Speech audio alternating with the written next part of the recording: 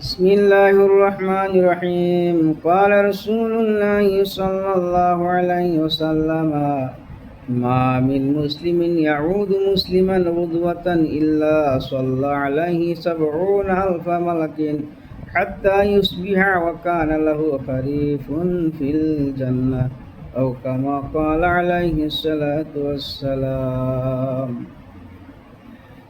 নবী আমার বলেন, কোনো মুসলমান ভাই সকালবেলায় যদি অন্য একজন মুসলমান ভাইয়ের বেমার দেখতে যায়, 70,000 মালাকিন, ওই ভাইয়ের জন্য আল্লাহর রহমতের 70,000 ফেরেশতা মাগফিরাতের দোয়া করতেই থাকে।